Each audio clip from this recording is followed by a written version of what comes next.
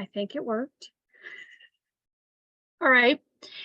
Welcome everyone to the koha-US circulation SIG group, where we get to talk about all of your circulation and patron needs, frustrations, joys, and successes. And I hope you can all share all of that with me. So to start off, let's go around and everybody kind of share who they are and what they do so that we can kind of learn who everybody is. I'll start. I'm Lauren Denny. I work with a global consortium with libraries around the world. I am not in circulation that often. I spend most of my days in cataloging, which is why I really appreciate this group, because everyone else could be in circulation on a day-to-day problem, and we all have different issues that I have learned, and this group has helped me out solve a lot of problems. So that's me. Who wants to go next? Here, I'll go. Hey, I'm John Frederick. I work for Colorado Library Consortium. I'm a consultant for the Aspen Cat. And yeah, just joined the Koha community. Excited to be a part of the circulation. Yeah, I don't handle physical books, but I get a lot of those tickets. So excited to hear from everybody. So yeah.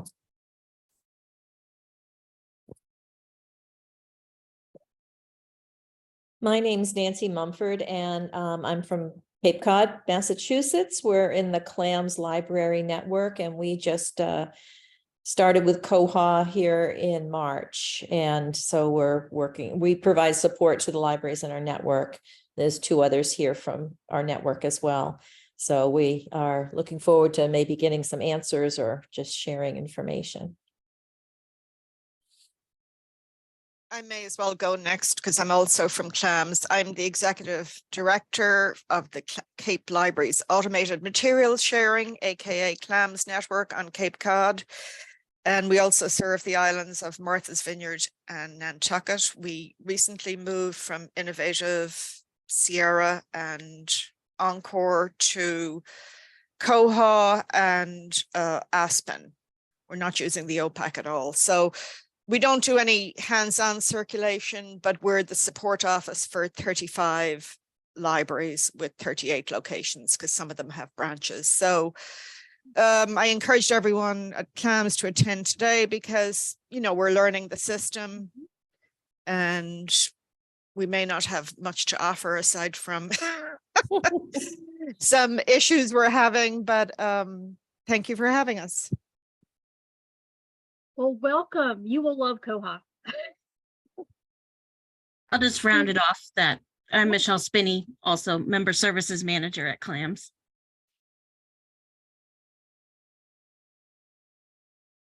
I'm Mary Woodward, Bedford, Texas. I'm the circulation supervisor.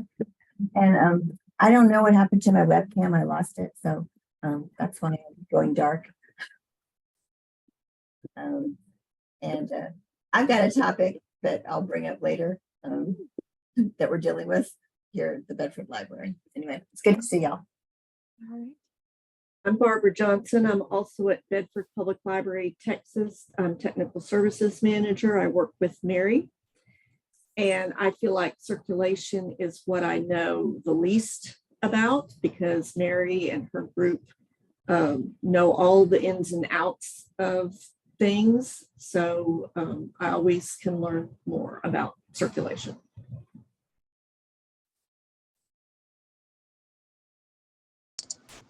I'll go. I'm Rebecca Coert. I work at the Arlington Public Library in Virginia. We have been on Koha since June of 2020.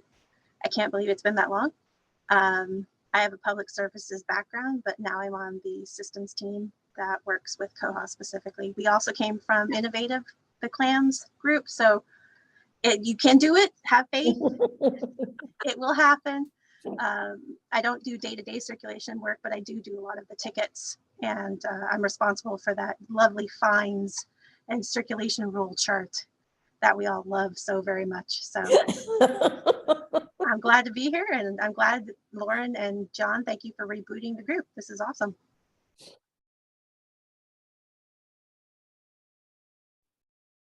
Hi, I'm Sabrina Squires. I'm the circulation manager at Berkshire Community College in Pittsfield, Massachusetts.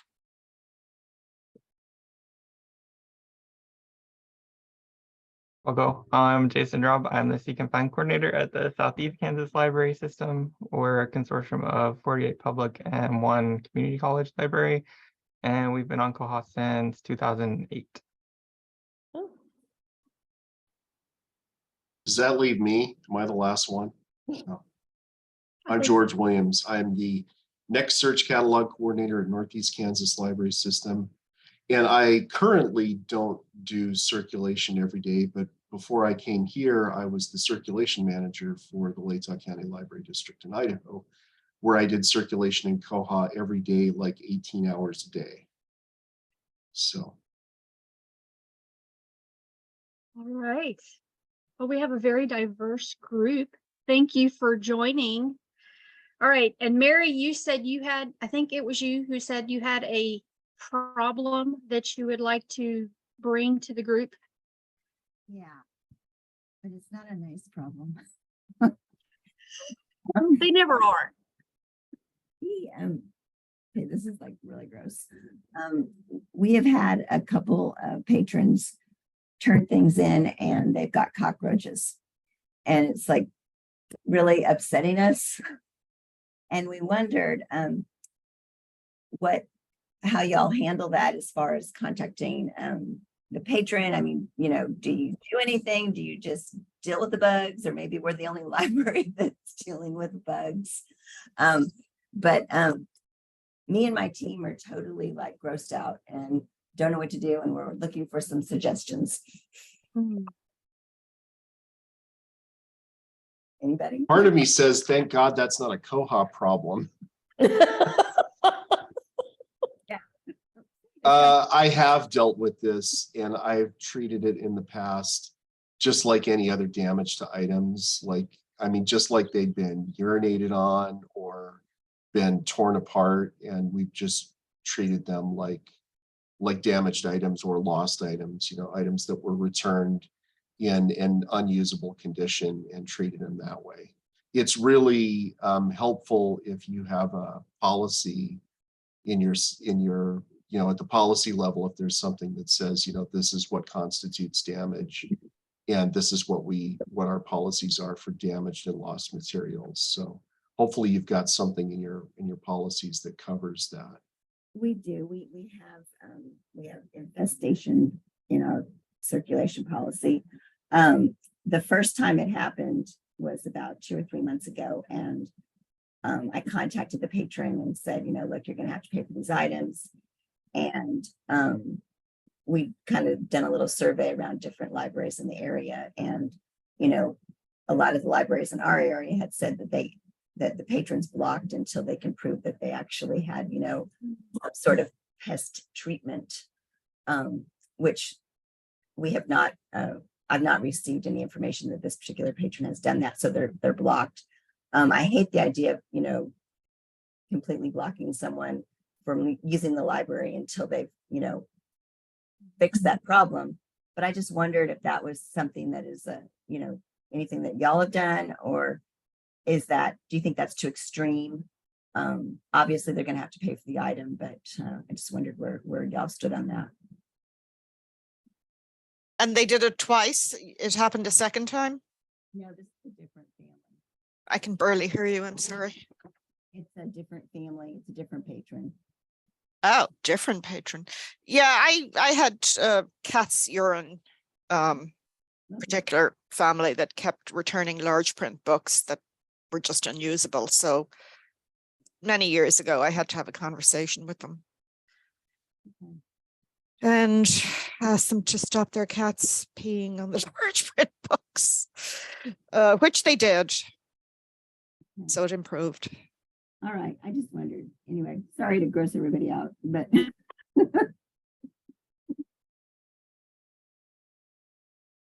No, I'm thankful I don't have your problem. Now here, before the pandemic, an issue we had here was an issue with bed bugs at one of the libraries. And so, you know, Northeast Kansas Library System is a regional system, and our member libraries range from good sized libraries to smaller libraries, medium to small libraries in the Koha consortia. So what we did is at NEKLS, we bought a, I forget what it's called. It's like the bug zapper, and it's a little portable tent that's maybe about 3 cubic feet in size, that has a device, a heater that connects to it, and it's got a full set of instructions about how to put books that have been infested with bed bugs into this machine and de-infest. And we also were able to find in the area, there's a company called Bug Hounds, that they have Cocker Spaniels that are trained to search for bed bugs. And we have several of our libraries that have the Bug Hounds come like 4 times a year to search their library for potential bed bug infestations. But I've never dealt with a cockroach infestation in books, but those are a couple of things that we've done, that we've had issues with here. Thank you for that. You're also not allowed to talk to the dogs while they're working. It's really a bummer, but after they're done, you can pet them and stuff. They are so damn cute. So I'm curious, CLAMS and NEKLS, but you're 2 different consortia. Don't call them SECLs. They don't like that. They're Southeast Kansas Library System. Well, They're what just- do you say? We just say SEK. It gets confusing because CKLS. there's a South Central and Seckles and Sickles and a Central Kansas CKLS. I think George has a map that explains it, but there are I'm looking for it. There are 7 Sorry, I regions. didn't mean to offend. No, you're fine. There are 7 regional library systems in Kansas. There's the map behind George. 3 of which manage Koha Consortia, and then in South Central they have one that's not managed by the regional systems. There's a Oh, wow. sort of independent consortium down there, So, and then we've got some standalones throughout the state. so not all of these on the map are on Koha, just Correct.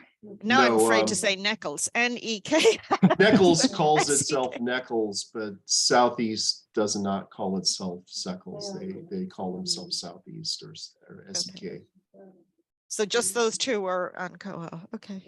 No, the CKLS in the middle is also and not all of the NEKLS libraries are part of the Koha consortium. Oh. We have 117 member libraries, and that includes public libraries, school libraries, academic libraries, and some special libraries, and not all of them are on Koha. Thank you. Sure. Lauren, can you let us know when we can start talking about notices? Because that's one of the reasons I'm here. We can start talking about notices now. Okay. Whatever anybody wants to talk about, that's what we're going to talk about. Okay, so CLAMS is coming through the honeymoon phase with Koha, and now there's a certain negativity seeping in, which I don't like, because we're not going back to we're not going backwards, we're going forwards. So anyway, we have an issue with the holes pickup notices. They're automated if the patron has an email. This is we call them holds requests. So if a patron has an email address in their patron record, they're supposed to get automated notices to come and pick up their holds. And the first and second overdue notices are also automated. But we have a situation, and I'm not a technical person, but basically and I hate that word, sorry. But in short, the logs are showing that it's hit or miss that these notices go out. So I'm thinking of talking to Bywater. Our Koha instance is managed by Bywater. I don't know whether everyone is the same. But I honestly think the staff of the libraries would now prefer to manually send the notices. I think from the log, the fail notice, they can do it from there. But has anyone else got that like chronic problem of I, as a patron, have an email address. I'll get one notice, but like 5 minutes later, I may not get a second notice. Or are your automated notices for holds and overdue notice 1 and 2 working fine? We don't have an issue so much where the notices fail, where you go into a patron's notices tab and you see that a notice has failed to send. What's more frequent for us is that we can see that the Koha has sent the notice, but then the patron comes in and says, well, I never got that. And it's usually because the patron's email service provider has turned the spam filters up to 11 and nothing is getting through. That's been more of an issue for us than notices failing to be sent. If the notices are actually failing, if you go to the patron record and click on their notices tab and it says that it's failed, that would be something I would immediately bring up with Bywater, because it's probably... It's been weeks. It's been weeks. And at this point, weeks. yeah, it's been weeks. So I want to know, is it something, we use Gmail. So I want to know, is it something at our end or is it something at their end? But it's the problem is we'll get a report that they look at the logs. I'm not sure what the message is. Do you know what the message is, Michelle? Unhandled email failure. Check the logs for further details. And so that's the message that you guys get as a bounce message? That's what's in all of the notices for the patrons. When you go to the notices log in each patron account, it's in every single patron account. Like I would talk to Bywater as soon as possible. Oh my God, we have. That's why I've lost the honeymoon phase. Well, I don't think that's productive. I think we need to try and sort out the issues. And if the automated system is not working, let us do it manually. But it's a big issue for holds. I don't think I've ever seen that unhandled email failure. I don't think I've ever seen that specific. Are you guys are you using the Amazon Web Services, or are you using SMTP to send your notices? And my question also is, how many notices are you sending at a time? I have no idea, probably hundreds. Yeah, we're a 35 member or 38 libraries, so we'd be sending a lot. So our systems manager, who unfortunately is not here, he's wondering, have we maxed out on our Google email allowance? But this has never happened on Sierra, on the old system. So we think it's more something to do with, when you say Amazon, or what was the other thing you asked about? I have no idea. They have Google SMTP. Okay, so, and are you using the SMTP relay or just like the plain SMTP? Because the relay lets like 10,000 messages through a day, whereas the plain is just 2,000, I think. I think it's probably the 2,000. So that could be part of the problem. I've noticed this error coming up a little bit. We recently switched to SMTP because the Amazon stuff was falling into a black hole. So I'm thankful that we're actually seeing errors, but I haven't addressed it with Bywater because it's so infrequent and it hasn't become a major issue for us yet. But I just spot check some of our power patrons and I do see the occasional failed message that you said. So I need to open a ticket and see what you're talking about there too. But it doesn't sound as widespread as what you're having. Oh no, we're having a message that you're seeing, that unhandled email failure. Okay, thank you. Check the logs. Yeah, that's all it says. So Jason, I missed what you said. You're on SMTP. What was the other option? So the other option is to run your emails through Bywater's Amazon Web Services setup, which requires you to verify your domain. You have to put in like an SBF stanza and some DKIM records, I think, in your DNS, and then to try and train that Amazon thing to send your stuff without it looking like spam, basically. We've never been successful in getting that set up here, so that's why we switched over to the SMTP, and we have had a lot more success rate since the switch. I mean, we had people that weren't getting text messages anymore that are getting them again because of that switch. Yeah. But generally, email has been a nightmare. I mean, it's just been an ongoing frustration, and I know it's a frustration on Bywater's end as well. But yeah, I've shared these frustrations that you're having, where it's like you talk with them and get nowhere. You tread water on the errors and stuff. So what's the, the patrons are getting really mad with the libraries, and then the library staff are getting mad with us, and we're getting mad with Bywater. So, I mean, we're encouraging people to check the logs, but is there anything, I'm not sure what they can do when they check the logs. I guess they can call the patron, but it's so random. It's like, it's not spam. It's nothing wrong with the patron's email, because they'll get some emails successfully, but not others. So it's, I mean, what is the workaround on this? Does anyone know? Because what's happening is the patron will say, will get an email saying your hold has been cancelled because you didn't pick it up, but they never got the hold notice to pick up. So we're thinking maybe we're going to have to ask libraries to call everyone, which is for big libraries a huge burden. You can also ask Bywater to reprioritize the types of messages that go out. We ran into all sorts of email issues when we switched over. We're an 8-branch system, but we're in a very populated area. So we were hitting that 10,000 limit every day.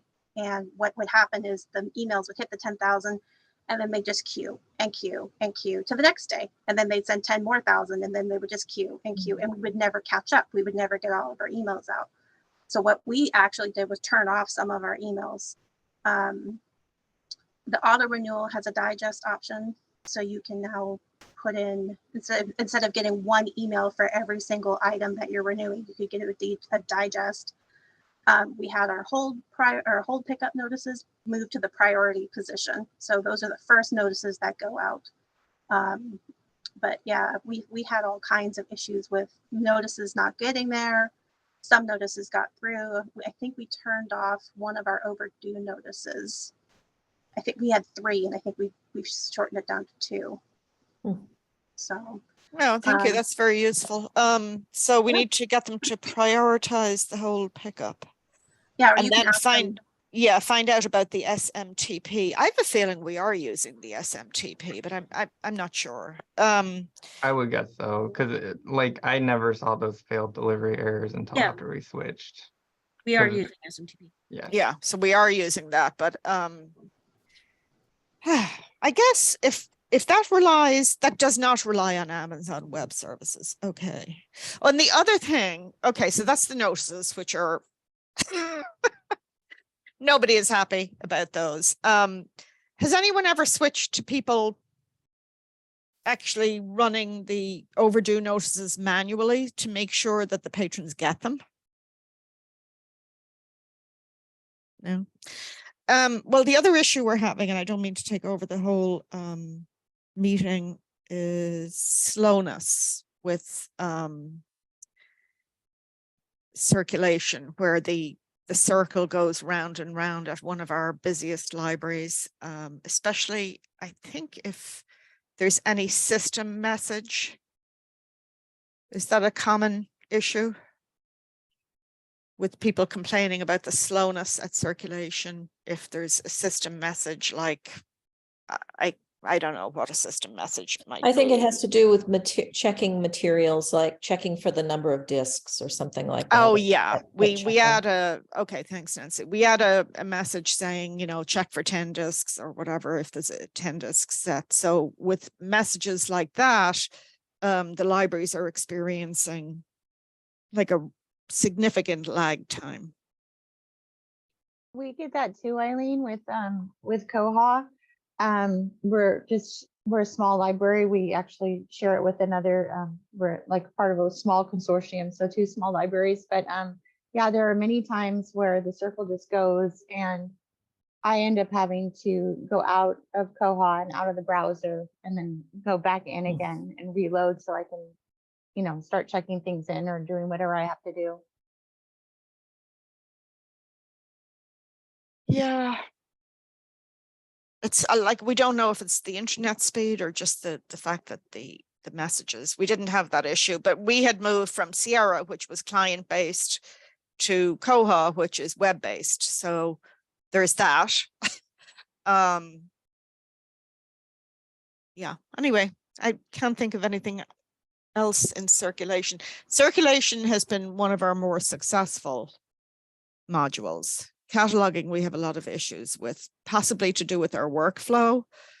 But this is how we work. But circulation, actually, the libraries seem to like it in that it's simple to use compared to Sierra. So just those two little issues, which are kind of big issues. Are you using do you know if your system is using Elasticsearch or is it just still doing Zebra? It's elastic. Okay.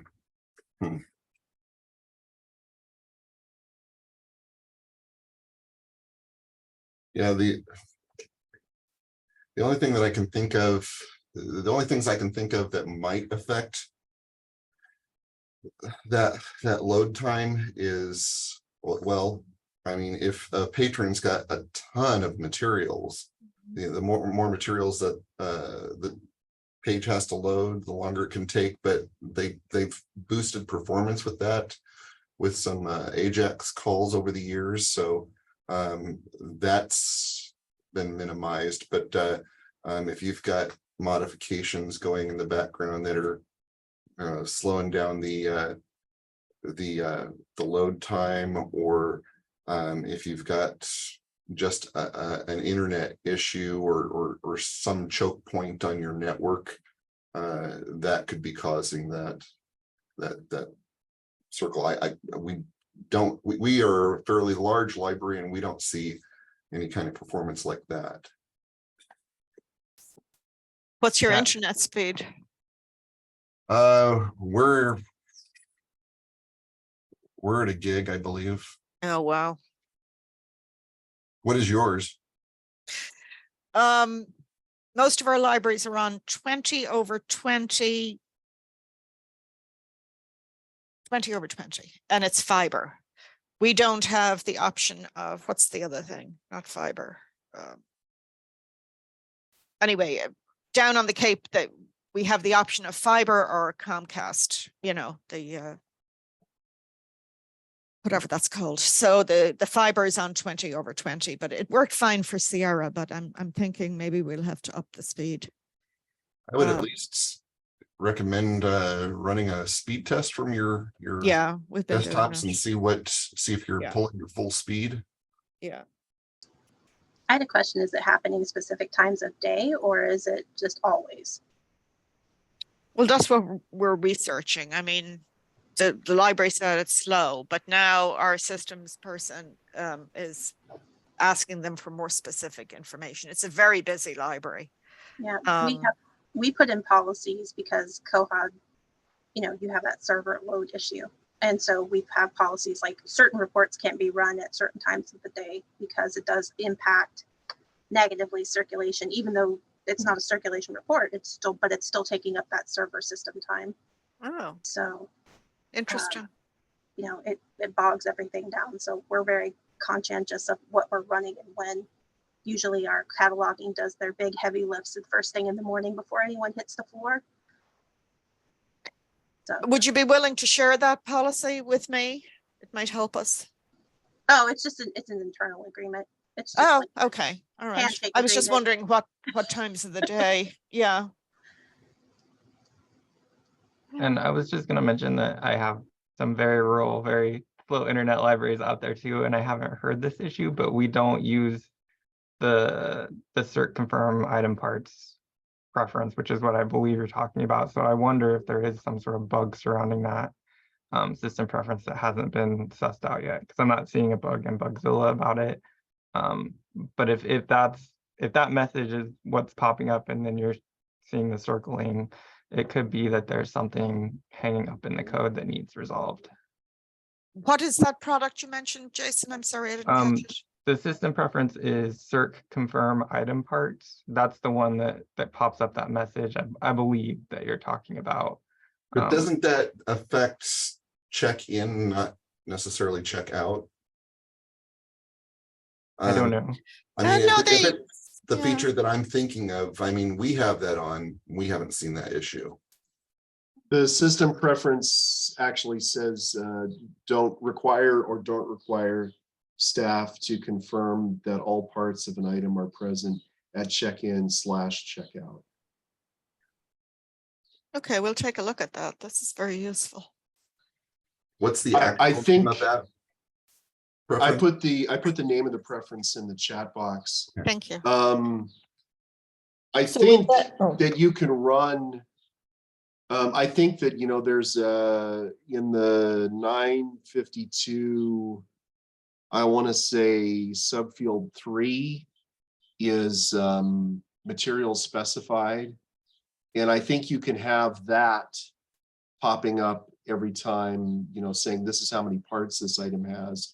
And that is independent of the CircConfirm parts, I believe.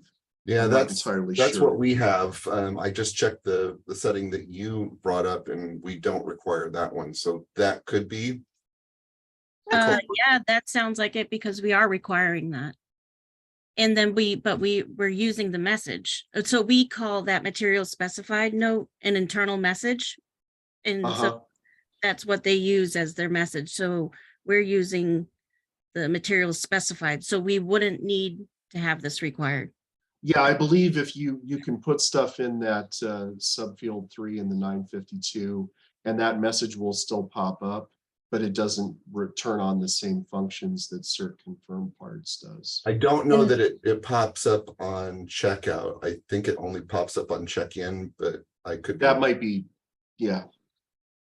Because I don't recall seeing it on checkout on anything, on the stuff that I've done, so. Well, if they've done their work on, well, of course, yeah, no, that's not necessarily true. I was going to say if they've checked it in properly, but then somebody could have stolen a disk while it was in the library. Yeah. So this is actually the link that I just put in is the page in the manual where it describes what happens when you have the system preference turned on. And so if the value is set to require, not only does it have that note about the accompanying materials to DVDs, but it has that please confirm checkout, make sure that there are 2 DVDs here. And at check-in, it does please confirm check-in. So if you do happen to turn that off and it improves your overall performance, please bring it up again. It would be great if somebody brought that up in a bug, because it doesn't seem like it should perform that way, just checking an item. yeah, if turning that on causes a major system slowdown, that should be reported to the community as a really serious bug. So. Thank you. Those who know, could this be also causing part of her notice problem? If it's slowing the whole system down, would it also cause the notices not to be run at a certain time? Could they be connected? I doubt it. I mean, Okay. the notices are usually run from a cron job in the background. So it's a completely separate process, and notices don't depend on that component. So, I mean, there is a possibility that, you know, if this component is, you know, causing a choke point in performance just with checkout, it could be impacting the overall system, but I would, you know, I would doubt that initially. But I mean, I've seen reports choke the overall system, so it just depends on the resources it's using and how it's utilized. So Yeah, I can see how the timing of everything, if you're trying to send out your notices the same time cataloging is doing something very major, the same time circulation, if everyone's using Koha heavily all at the same time, Koha will complain. I have discovered that one. If I'm trying to run reports, when my colleagues are doing something on a record that has a lot of items in cataloging, or if circulation for a patron that has a lot of items, I have accidentally crashed the system. Yeah, I did that on our old Millennium system. I'm proud to say that now. I crashed the system a couple of times years ago. And I remember when we were on, Millennium was before Sierra for Innovative, those who don't know Innovative, but we used to be told don't do global updates on Saturday mornings, you know, that type of thing. So this sounds familiar. And maybe people are experimenting with reports at peak times. That's a good point. But yeah, I mean, I don't want to crash Koha. I've had that experience with Millennium. I've had my my moment of not glory exactly, but yeah. Well, nothing can crash your system faster than a badly written report. Eileen, are you supported or non-supported? Supported. Okay. When we got into Koha, 10 years ago, yeah, we ran into performance issues, and we're 28 libraries. We're not the biggest system, but we ran into performance issues with various tasks, and particularly reports if we didn't do them right. Our support vendor has set some standards for different size libraries, and I think they've done a pretty good job maintaining that. I have not thought about performance issues much lately. I don't know how things are on your the Kansas library systems. You guys are much bigger. How has your performance been overall in general? Generally speaking, here, the times that I get calls about performance issues, it'll be like all of my libraries that are on one internet service provider will all have the same problem. They'll all the people that call on like a Thursday and say everything's really slow, it'll turn out they're all with, like, there's an ISP up north of us called Rainbow, and they'll all be Rainbow customers. And then like maybe a month later, everybody from south of Lawrence calls and they're all on Comcast. So that's generally 90% of the times that I see performance issues, it's because of an ISP issue. And I did find 4 bugs related to that system preference. None of them are discussed slowness, but I did put all 4 of them in the chat box. So. And on that note, sorry, Jason. No, you go ahead. On that note, I don't know if you guys could see, I tried to do a screenshot, it was weak, but we don't have the CircConfirm, we don't require that in our admin, but we do have the 952 field, like, 9 disc specified, or so that there is a pop-up that comes up, even though we have that turned off, that says check for 9 discs or check for 3 discs. So Eileen, I don't know what it looks like on your end when you have that turned on, how it's different. That yellow box has a message, and then they have to click yes, or they have to confirm it. So Yeah, that would indicate that you've got CircConfirmItemParts turned on. Yeah. And I bet if you set that to don't require, that might solve that speed issue.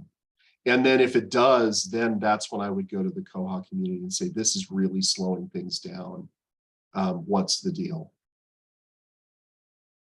And then you come back to one of these meetings and you say, we entered a bug, and then all of us can go and say, yeah, this should be fixed. And then, when they see a whole bunch of voices on it, that people are more likely to turn to that issue and We're and so new address at it. this. Yeah, we're so new at this open source concept that, you know, we're confused between bugs and developments. I mean, we've asked for certain things, and to me, it's a bug, especially in cataloging, but no, it's development, which you have to pay for. But yeah, so thank you for your patience, the newbies. We've all been there. Now, is anyone else here using the company Bywater for support? Oh, yeah. It might be easier to say, could everybody that's not using Bywater raise your hand? Oh, okay. Because I know we looked at another company. I always forget their name. Equinox, yeah, or Equinox. Excuse me, Irish accent. We looked at them as well, but we liked Bywater better. Yeah, I'm unsupported, so I have to. Oh my gosh. Figure it all out from the community or tell our IT guys to figure it out with the community. So I really use these SIG meetings to help answer questions and find out, like you did, what's the workaround, what could be causing the problem.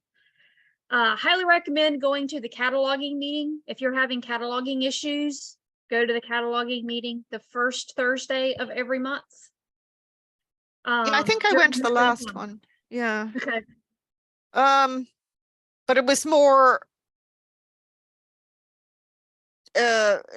how to improve Aspen. You know, what fields to use from a catalog record to make something happen in Aspen. That was the only one I went to. But yeah, we're hoping for some no cost to us development and cataloging, but I don't want to jinx it. We need mid-level cataloging permissions instead of basic, which you can do nothing with, and then everything where you can go mess with our authority file, which we don't want people doing.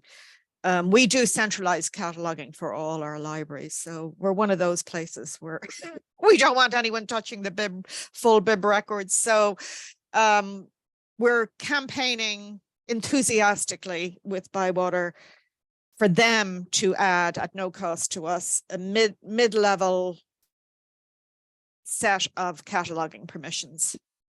Well, here's what I'd say about that issue is if you do say, this is exactly what we'd like to do, and they give you a price on that, that is actually the kind of thing that I would be interested in helping fund. Okay. So, and that's something, that we've all, I think almost everybody here has experience with, where, particularly in Kansas, where we are so close together, Southeast and Northeast and Central have gone in on developments together so that we spread the cost around. And that is totally one of the things that you can bring to one of these meetings and say, we'd like help with this. And maybe Christopher can even address the idea of maybe asking koha-US to help fund a development. Well, Eileen, the first thing I would recommend is, if Bywater is giving you some kind of a bid for it, have them put it on their development page, because koha-US, we're revamping how we're helping with developments, in that we are going to that page primarily to look at suggested developments. That's their development page is kind of like a crowdfunding page. And so, I mean, and if you can contribute anything to it, you can get the ball rolling towards it. But other libraries can contribute to it as well, and you can see how far it is in funding. But that is the best place to start, especially since if you have a bid from Bywater. But it doesn't have to be just with Bywater. You can get bids from other developers. We've done a bid from Catalyst for one of our last projects, and so they helped us with something. But Bywater said they'll post anything up there. It doesn't have to be something that only they have bid on. So if you get a bid from somebody else, you can let them know the details and they'll put it on that page. And Yeah, I mean, then let people you know about it. yeah, we've been told that it's possibly our workflow, but if they're going after consortia who do centralized cataloging, I'd imagine it's more than just us. Oh, there is a circulation, and I don't mean to take over this meeting, but there is a circulation development that we've had an outrageous quote, outrageously expensive. And I don't know whether anyone else is bothered by this. This is a circulation meeting, so I'm now moving from cataloging to circulation. So a lot of our libraries are close together. So you get people using one library and then driving over to another library, and because they know something is on the shelf there and they want to check it out without waiting for it to go in delivery from one library to another.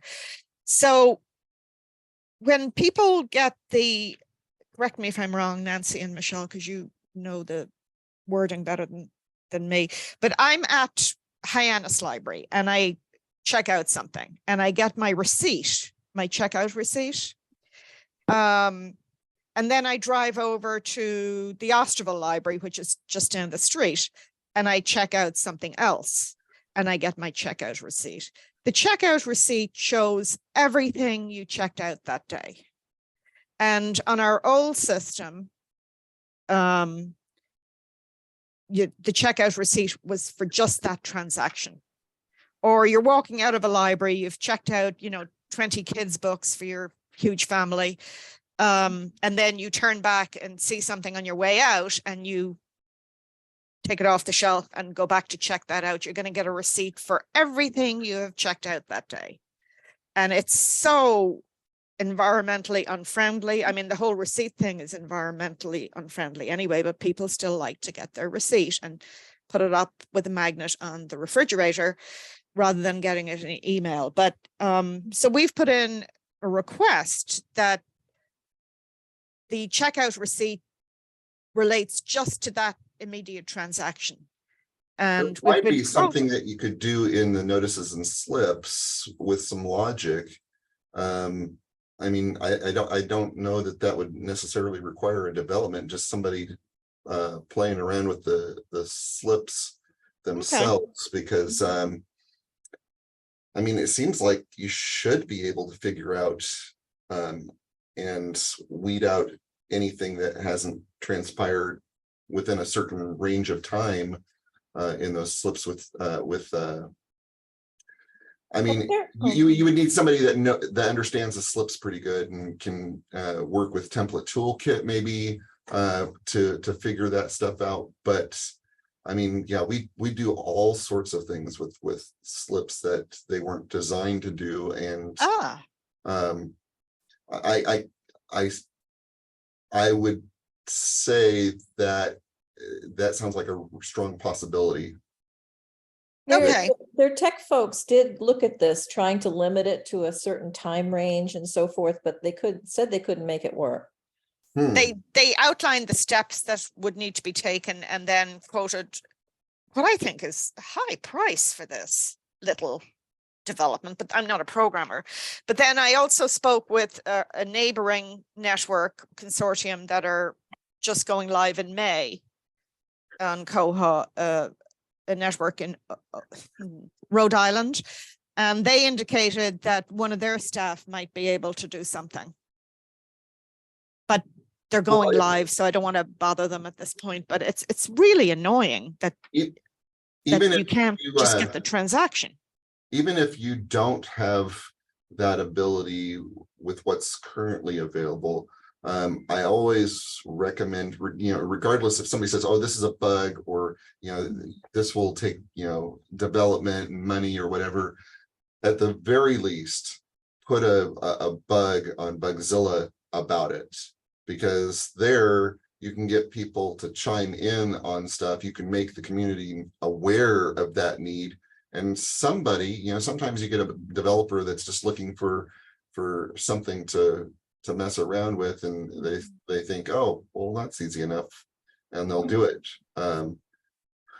So it's the ones that sit there forever and ever. You probably decide, okay, well, that probably needs some development funds behind it in order to get it moving. But, you know, at the very least, you know, put it in Bugzilla and make people aware of it. But, you know, I would really check to see if you can't use some sort of logic in your slip to figure that out before you go the development route.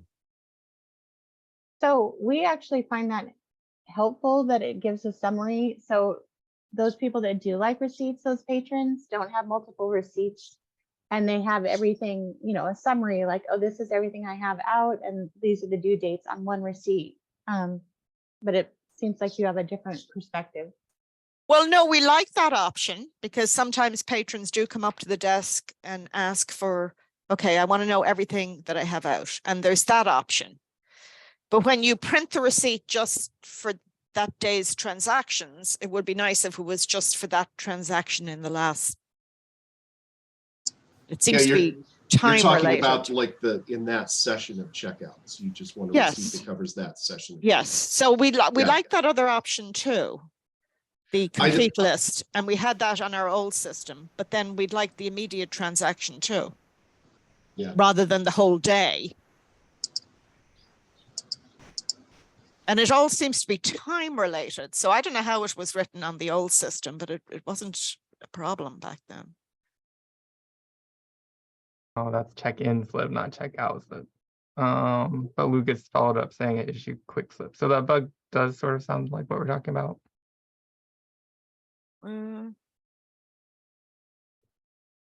Maybe we put in the bug. I don't know. Notices.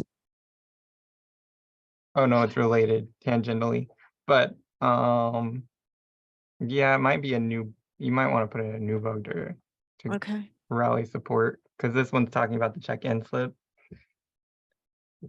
But yeah, I think the issue quick slip should have this logic. I'm with you on, like, why can't this be done with template toolkit? I wonder if it's because the transacting branch isn't logged. Like, what branch is being used in the quick slip? Is it transacting? Is it home? Is it patron home? Transacting, yeah. So like it just seems like if you've got you know, if you know you can see what time it is at the time that the slip is printing, and you should be able to see the checkout date at the same time. You should be able to carve it out within that time. As long as the timestamp is in there, you could say, I only want stuff that's been in the last hour, you know, to print. It seems reasonable. That's exactly what we asked for. And they said no. So, well, they didn't say no. They said he outlined everything that would need to be changed, which in my simplistic logic shouldn't involve all that. But I forget his name at Bywater, but he's usually, you know, he's done great stuff for us. But Lucas? I think it was Lucas, outlined exactly all of the things that would need to be changed and said it was more complex than we thought, and that he would get us a quote, or he would pass it to someone else to get us a quote. And then when I saw the quote, I was like, whoa. I mean, it's pretty low priority compared to a lot of the other things we would be thinking about paying for. But it's just something I thought would be quite simple, but is not, obviously. But then I'm not a programmer. I don't know how involved these things are.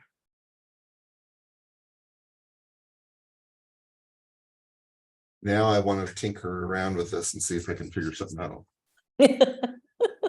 Please do. Please do. Who is that? Christopher? Yep. Yeah, please do. Think of all the receipt paper we'll save. I wish I knew enough to tinker around, but I don't know enough to tinker around. We do have somebody on staff and another couple of people who are very interested, who know SQL and stuff like that. But we lost your volume. Oh, I can hear you just fine. Yep, I hear. What seems to me to be the crux of the issue is whether or not the checkout library is included in the information that's passed through template toolkit. Because if the checkouts doesn't include which library the item is checked out at, that could be the crux of the issue. Well, even if that weren't the case, I mean, if that wasn't available, it still seems like you should be able to limit stuff within a certain time frame, you know, at the very least. So, I mean, you know, if you're at a library, okay, at least, you know, show me what I've just checked out in the last half hour, because I'm not going to check out, you know, my checkouts right now aren't going to spread out throughout 15 minutes or an hour or whatever. So it seems like you should be able to narrow that down enough to get what you want. Well, we do use transaction library. Our loan rules are based on, tell me, Michelle, if I'm wrong about this. Our loan rules are based on the owning library. But when we give slips and stuff like that, and the first and second overdue come from the transaction library.